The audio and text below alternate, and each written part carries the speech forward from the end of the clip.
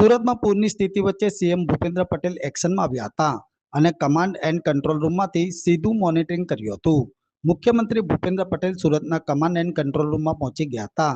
તેમની સાથે પ્રદેશ અધ્યક્ષ સી.આર. પાટીલ, ગૃહ રાજ્યમંત્રી હર્ષ સંઘવી અને મંત્રી કનુ દેસાઈ પણ હાજર રહ્યા હતા. નેતાઓની હાજરીના કારણે સ્થિતિની ગંભીરતાનો અંદાજ પણ લગાવી શકાય છે. કમાન્ડ એન્ડ કંટ્રોલ રૂમમાં લાગેલા શહેરના 4000 જેટલા પાલિકાના સીસીટીવી કેમેરાની મદદથી સમગ્ર શહેર પર બાજ નજર રાખવામાં આવી રહી છે. ખાસ કરીને ખાડીપુર અને અન્ય પૂરગ્રસ્ત વિસ્તારોની સ્થિતિનું જાતે નિરીક્ષણ પણ કર્યું હતું. ક્યાં પાણી ભરાયા છે, ક્યાં રાહત સામગ્રી ચાલુ કરવાની છે, તેની એક માહિતી લેવામાં આવી રહી છે. નિરીક્ષણ બાદ મુખ્યમંત્રી સૌપ્રથમ પાલિકાના ટોચના અધિકારીઓ સાથે બેઠક કરી હતી. આ બેઠકમાં રાહત અને બચાવ કામગીરી સહિત પાણીનો નિકાલ અને જરૂરી વ્યવસ્થા અંગે ચર્ચા પણ કરી હતી અને ત્યારબાદ શહેરના તમામ ધારાસભ્યો સાથે બેઠક કરી અને પોતપોતાના વિસ્તારની પૂરની સ્થિતિનો ચિતાર મેળવ્યો હતો. જ્યારે સરકાર પૂરની સ્થિતિ મામલે કમાન્ડ એન્ડ સેન્ટરથી સીધું મોનિટરિંગ કરીને ઝડપી નિર્ણય લેવાની તૈયારી હોવાની વિગત પણ જણાવી છે. આજે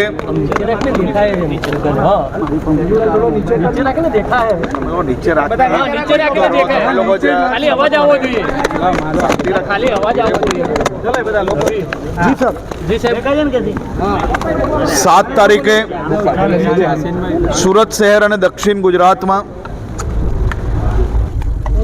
વહેલી સવારથી સાંજ સુધી છેલ્લા અનેક વર્ષોના જો ડેટા જોઈએ તો સૌથી વધારે વરસાદ આજ તકનો 7 તારીખે સુરત શહેર અને દક્ષિણ ગુજરાતમાં વરસ્યો હતો અને ખાસ કરીને ઉપરવાસમાં બી વરસાદ હોવાના કારણે સુરત શહેરના અનેક વિસ્તારોએ ખૂબ જ મોટા પાયે પાણી ભરાવાના પ્રશ્ન ફેસ કરવા પડ્યા હતા. અનેક લોકોના ઘરોમાં પાણી, અનેક દુકાનોમાં બી પાણી ભરાયા.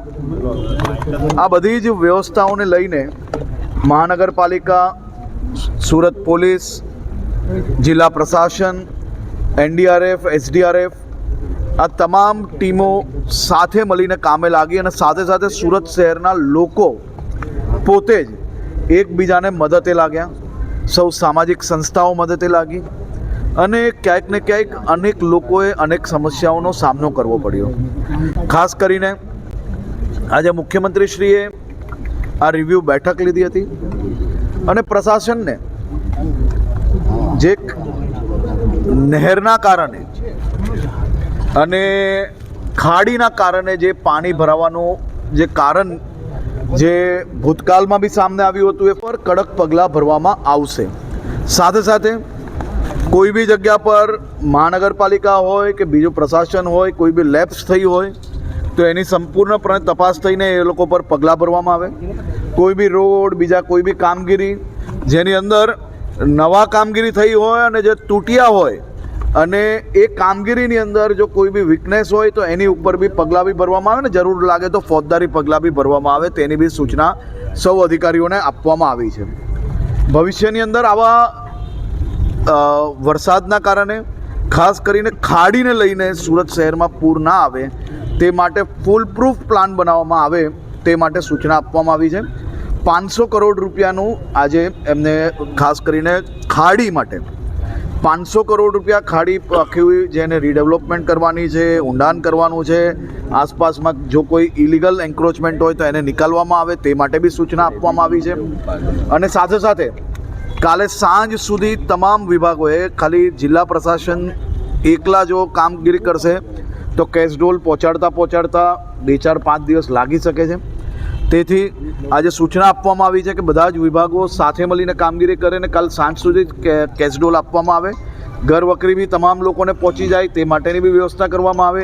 દુકાનોમાં, ઘરોમાં જે કોઈ નુકસાન થયું છે તેનું તાત્કાલિક સર્વે પૂર્ણ કરવામાં આવે. સર્વે પૂર્ણ કરતાની સાથે જ મુખ્યમંત્રી શ્રી રાજ્ય લેવલે એક બેઠક બોલાવીને જે નુકસાન થયું છે નુકસાનને કઈ રીતે રાજ્ય સરકાર મદદ કરી શકાય તે બાબતનું આવનારા સમયની અંદર ડિક્લેરેશન કરવામાં આવશે.